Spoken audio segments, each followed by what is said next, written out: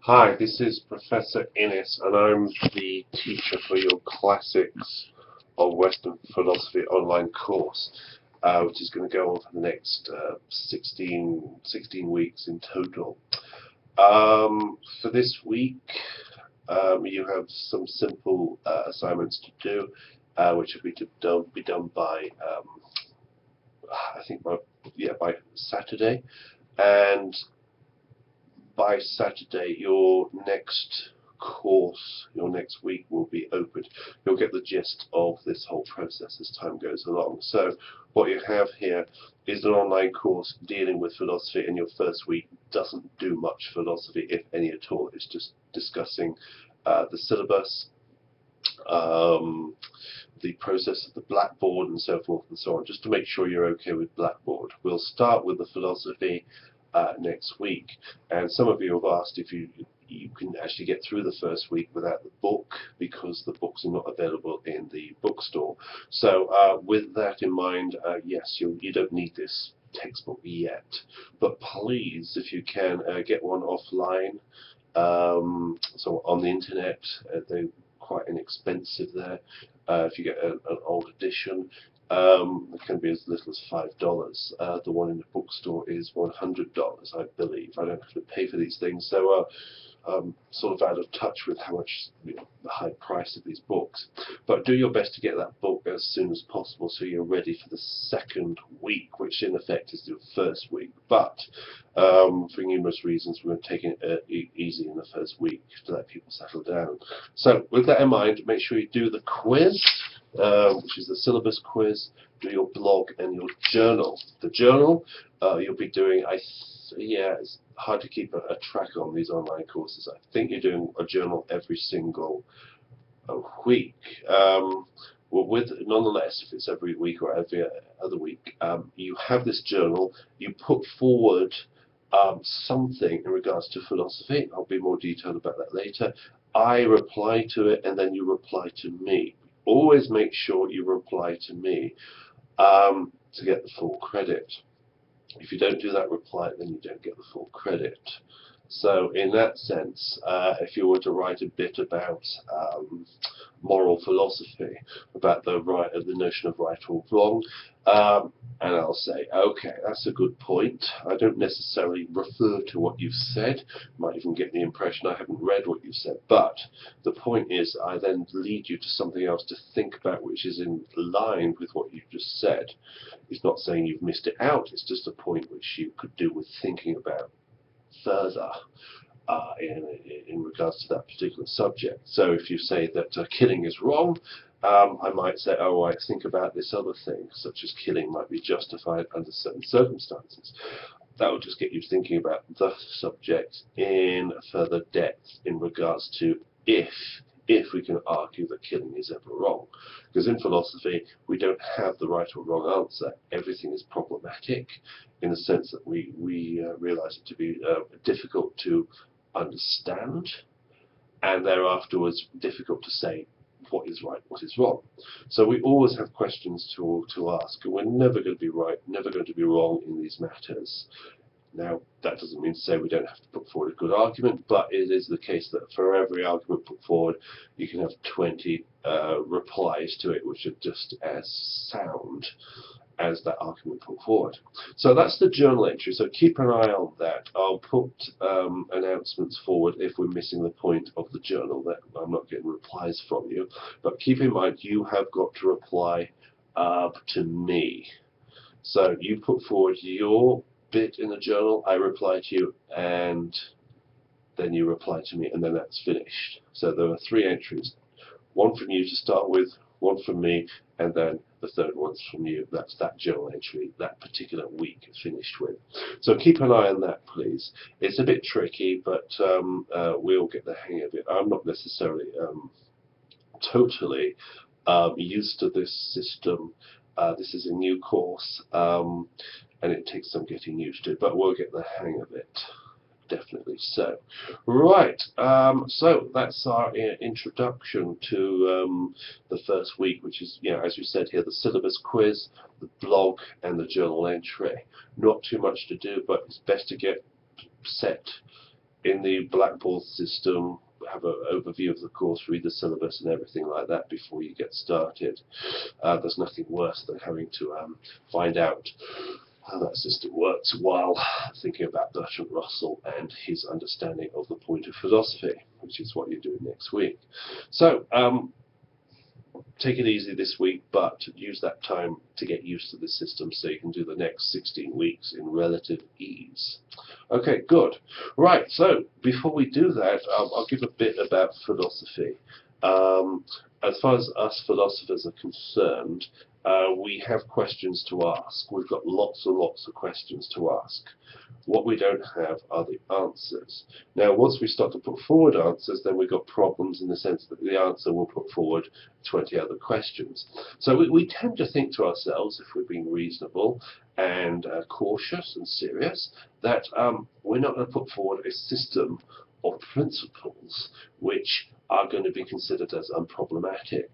We can try and put forward a set of principles, such as saying that killing is wrong, but the serious philosopher never has the idea that these arguments are without problems. So we as philosophers in this course will read through these arguments, we'll realize that this philosopher is probably taking themselves too seriously.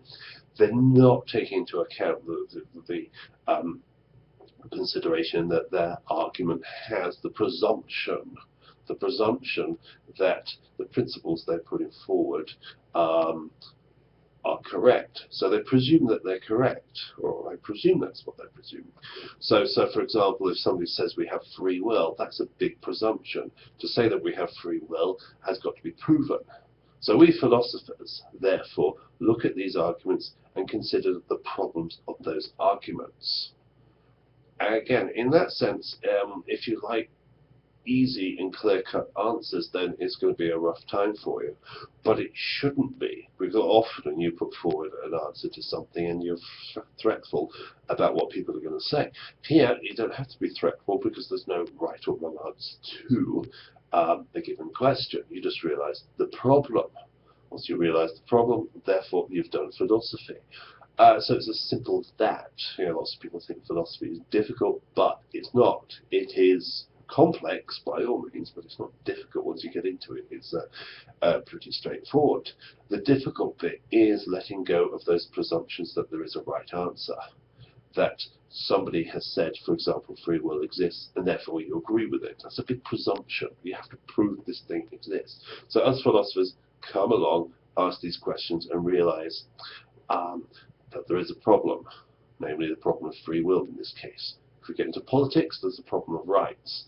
Do rights exist? Do I have the right to freedom of speech, for example? We have this presumption that we have this right to freedom of speech, but do we? Again, there's a big controversy at the moment, as we saw with the journalist in France being shot by the extremists.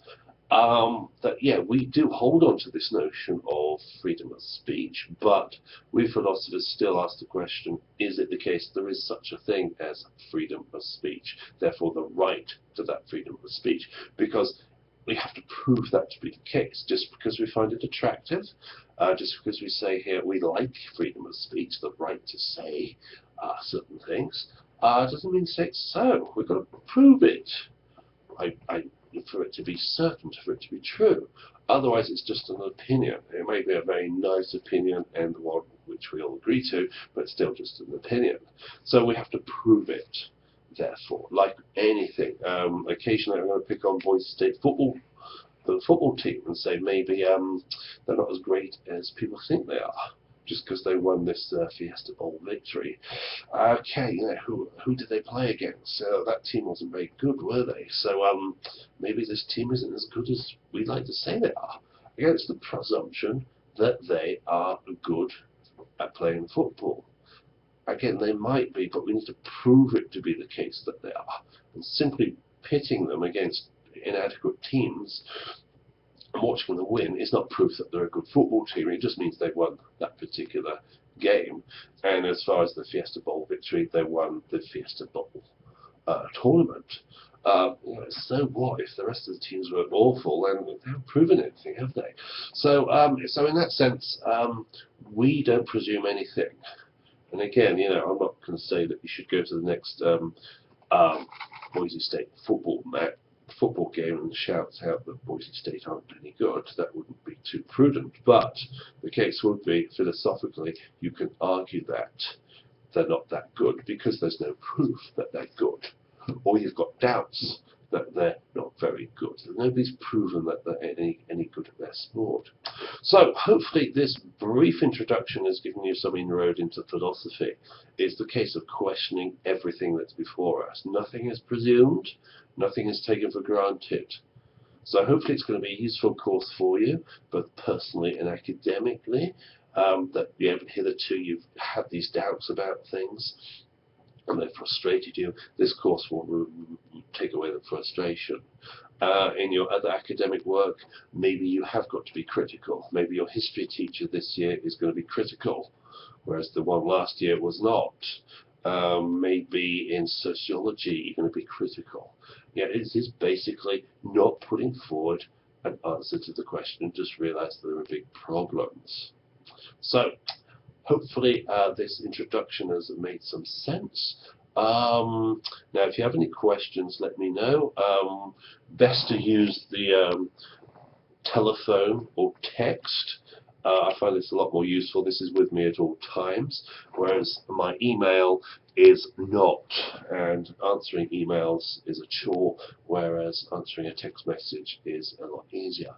So I prefer text than emails. It's really up to you, but you can contact me anytime. You can call me on the telephone as well if you so wish. I'm here. It's my job to deal with your questions no matter what they are. You may presume that something is obvious on the blackboard system, and to ask a question makes you look silly.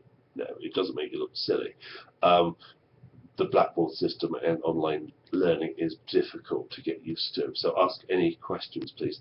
Most of the answers should be there in the syllabus and in your first week. Technical answers I can't really deal with, but I can at least say I can't deal with them, and you have to go to the help desk for that. But ask questions please, about anything. And particularly when we get into the subject matter, do ask me questions about Plato, Aristotle, all those people, please. Thank you. Okay, right, see you online, and I'll be talking with you in the journals. Okay, so please make those journal entries, and then I'll make my reply, then you make your reply, and then you get the credit. Okay, great. Right, see you later then. Thanks. Bye.